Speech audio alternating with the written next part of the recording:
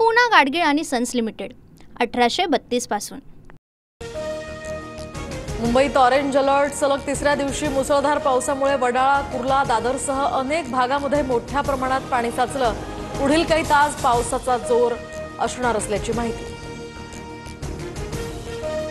मुंबईमध्ये पावसाचा जोर वाढल्यामुळे वाहतुकीला फटका। मध्य आणि हार्बर मार्गावरील ट्रेन 10 ते 15 मिनिटे उशिरानं, दादरसह पश्चिम द्रुतगती महामार्गावर सुद्धा वाहतूक संथ गतीनं, तर अंधेरी सबवे बंद।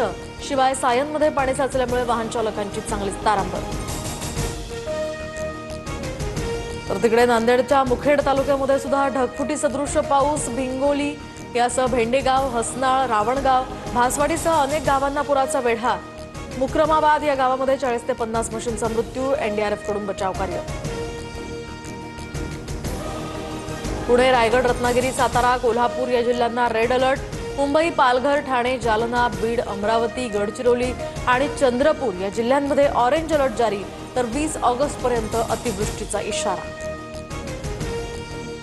मध्य भारतात कमी दाबाच्या पट्ट्यामुळे कोकणात पावसाचा मुक्काम असणार। तर रत्नागिरीतील जगबुडी नदीनं इशारा पातळी ओलांडली। शिवाय काजळी नदीचं सुद्धा रौद्र रूप समोर। किनारपट्टी भागात अलर्ट जारी। बेस्ट पतपेढी निवडणुकीसाठी आज मतदान। ठाकरे बंधूंच्या उत्कर्ष पॅनल विरोधात भाजपचं संयुक्त सहकार समृद्धी पॅनल मैदानात। उद्धव ठाकरेंची शिवसेना 19 तर मनसे 2 जागा लढवणार।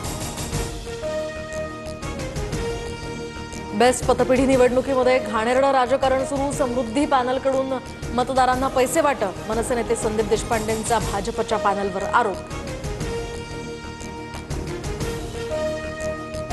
राहुल गांधींनी मतचोरीच्या आरोपांसंदर्भात 7 दिवसात शपथपत्र द्यावं, अन्यथा निराधार आरोप केल्याप्रकरणी देशाची माफी मागावी। मुख्य निवडणूक आयोगाचं आव्हान। निवडणूक आयोग आमच्याकडे शपथपत्र मागतंय, मात्र भाजप नेत्यांकडे का मागत नाही? अनुराग ठाकूर यांची बोगस मतदानासंदर्भात केलेल्या दाव्यावरून राहुल गांधींकडे विचारणा।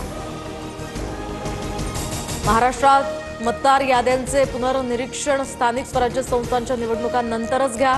राज्य निवडणूक आयोगाचं मुख्य निवडणूक आयोगाला पत्र। यंत्रणेवरील ताण आणि कर्मचाऱ्यांचा तुटवडा लक्षात घेता प्रक्रिया पुढे ढकलण्याची मागणी।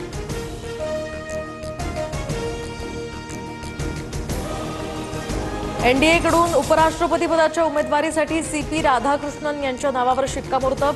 दिल्लीमध्ये भाजपच्या संसदीय बोर्डाच्या बैठकीत निर्णय। मुख्यमंत्री फडणवीसांकडून राज्यपाल सीपी राधाकृष्णन यांचं अभिनंदन।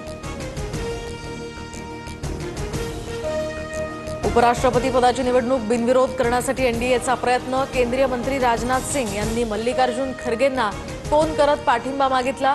आज इंडिया आघाडीच्या बैठकीत निर्णय होण्याची सुद्धा शक्यता।